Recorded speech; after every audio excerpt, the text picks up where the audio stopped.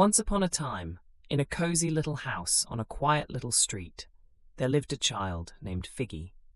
Figgy had curly red hair the color of autumn leaves, a sprinkle of freckles across both cheeks, and the most wonderful imagination in the whole neighborhood. Every evening, just as the sun melted behind the rooftops like warm golden butter, Figgy would press a small nose against the bedroom window and gaze out at the backyard. It was just an ordinary backyard during the day. A wooden fence, a big oak tree, a garden patch with wobbly sunflowers. But Figgy had a secret. After dark, the backyard was not ordinary at all. On this particular evening, the moon rose big and round like a pearl dropped into a velvet sky. Figgy pulled on soft pajamas, the ones with tiny stars all over them, slipped on fuzzy slippers, and crept quietly through the back door and into the garden. The moment the last ray of daylight disappeared behind the hill, the magic began. The old wooden fence shimmered and stretched, growing tall and wide, and made of smooth grey stone.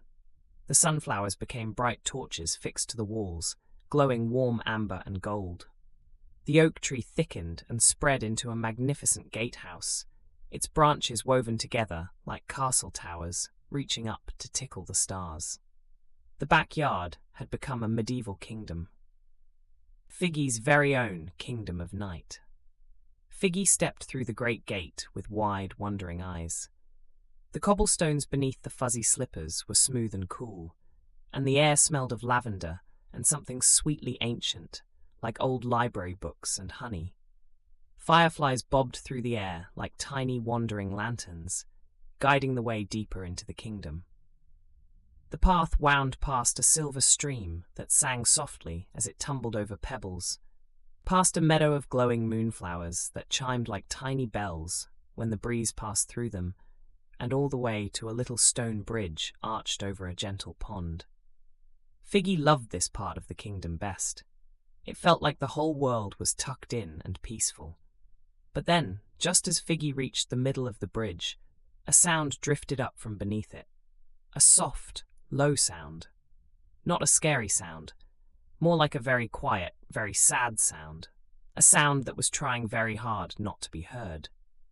Figgy leaned over the edge of the bridge and peered down into the shadows below. Two enormous round eyes blinked up from the darkness. They were golden, like lanterns, and filled with worry. "Hello," Figgy called softly. A long, gentle neck lifted slowly into the moonlight. It belonged to the smallest Diplodocus Figgy had ever imagined. The little dinosaur was no bigger than a large dog, with a neck like a graceful ribbon and a tail that curled nervously around its own feet. Its scales were the soft green of spring moss, and tiny purple spots dotted its sides like a constellation. "I'm Pip," said the little dinosaur in a voice no louder than rustling grass. "I got lost, and I don't like the dark, not even a little bit."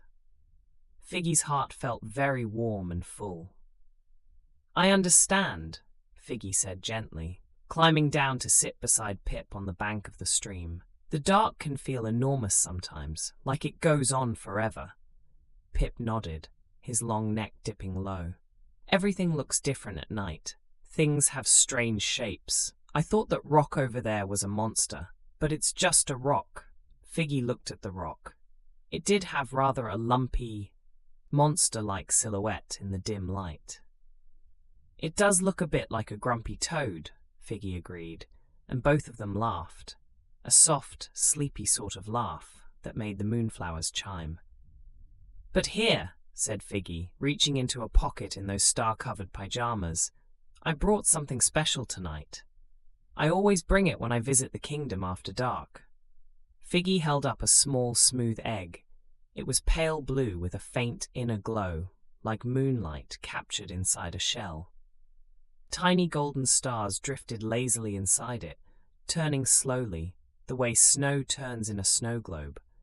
It was the Dino egg nightlight, and it was very, very special. "What is it?" whispered Pip, leaning his long neck in close, the glow reflecting in those enormous golden eyes. "It's a Dino egg nightlight," Figgy explained. It keeps bad dreams away and makes the dark feel friendly. My grandmother gave it to me.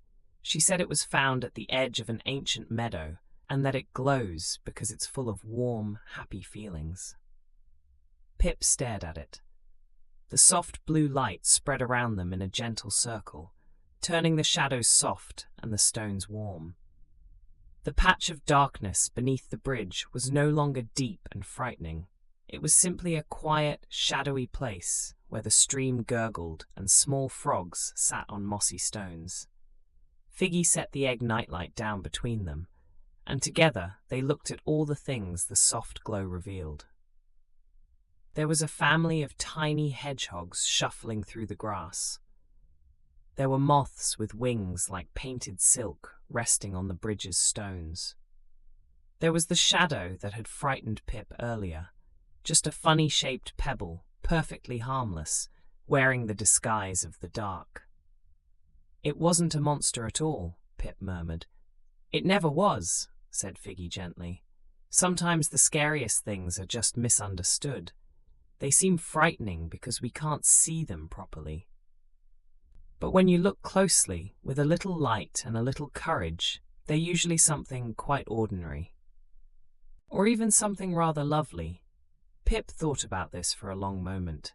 His tail, which had been curled tight around his feet with worry, slowly uncurled and rested softly on the grass. "Like moths," he said thoughtfully. "I thought that fluttering sound was something frightening. But they're just moths. They're beautiful." "Exactly like moths," Figgy agreed, smiling. They sat together for a while longer, watching the fireflies drift past and listening to the stream's quiet song. Pip rested his great gentle head on the grass beside Figgy, and his breathing grew slower and softer. The meadow of moonflowers chimed very faintly in the distance, like a lullaby played on the tiniest of instruments. The kingdom of night stretched peacefully all around them, not dark and frightening, but silvery and still and full of quiet wonders. Figgy held the Dino egg nightlight, and its warm blue glow pulsed gently, like a heartbeat, like a promise. "I'm not frightened anymore," Pip said, his voice thick and drowsy. His long neck was fully relaxed now, laid out along the soft bank of the stream like a peaceful river of green. "Good," said Figgy softly. "You never need to be, not when you have light, not when you look closely, and not when you have a friend nearby." Pip's golden eyes blinked once, slowly, like two lanterns being dimmed for the night. "Will you stay until I fall asleep?" "Of course," said Figgy. And so Figgy sat beside the little Diplodocus, the Dino egg nightlight glowing between them, its golden stars turning slowly inside the pale blue shell. The kingdom of night breathed around them, the torches on the walls flickering gently, the moonflowers chiming their soft little song, the stream whispering its endless, sleepy story. Pip was asleep within moments, his sides rising and falling as calmly as the tide. Figgy watched him for a little while, feeling the warmth of the nightlight spreading up through both hands and into a heart full of quiet happiness. Then Figgy looked up at the sky. The stars were everywhere. More stars than seemed possible, scattered thickly like sugar across a dark velvet cloth. The moon looked down with its soft round face, and it seemed to say, without any words at all, "Well done, little one. Well done." Figgy yawned, a great, long, sleepy yawn that stretched from the tips of the fuzzy slippers all the way up to the top of those curly red waves of hair. Eyes grew heavy. The nightlight glowed on, steady and safe.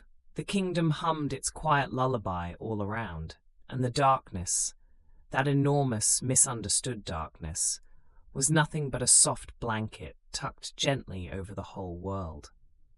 Figgy's eyes fluttered once, twice, and then, with the Dino egg nightlight cupped warmly in both hands, and the sound of a sleeping Diplodocus breathing softly nearby, Figgy drifted away, down through the layers of sleep, into the softest, sweetest dreams imaginable.